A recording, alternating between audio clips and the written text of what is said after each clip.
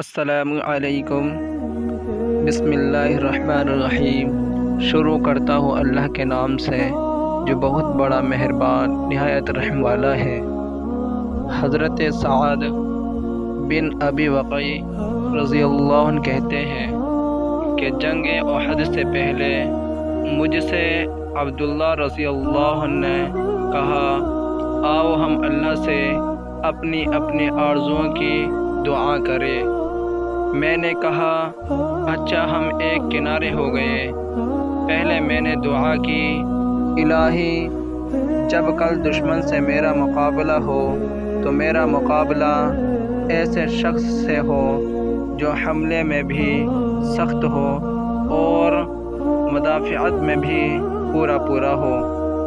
میں اور وہ لڑے، میرا لڑنا تیرے لیے ہو، پھر مجھے فتح ہو، میں اسے قتل کر دوں اور اس کا سامان لے لوں۔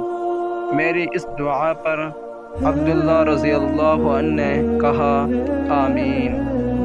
پھر عبداللہ رضی اللہ عنہ نے اپنے لیے دعا کی، الہی کل ایسے مرد سے جوڑ ہو جو حملہ اور مدافعت میں کامل ہو، ہم دونوں لڑے، میرا لڑنا تیرے لیے ہو، پھر وہ مجھے قتل کر ڈالے، پھر میری ناک اور کان کاٹ ڈالے، پھر جب میں تیرے سامنے حاضر ہوں تو دریافت فرمائے کہ عبداللہ تیری ناک اور کان کیوں کاٹے گئے؟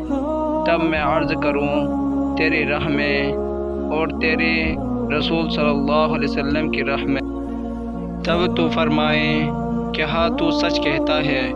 سعد رضی اللہ عنہ کا قول ہے کہ عبداللہ رضی اللہ عنہ کی دعا میری دعا سے بہتر تھی، چنانچہ یہ بزرگوار اسی کیفیت سے شہید ہوئے۔ اگر آپ ہمارے چینل پر نئے ہیں تو ہمارے چینل کو ضرور سبسکرائب کر لیں۔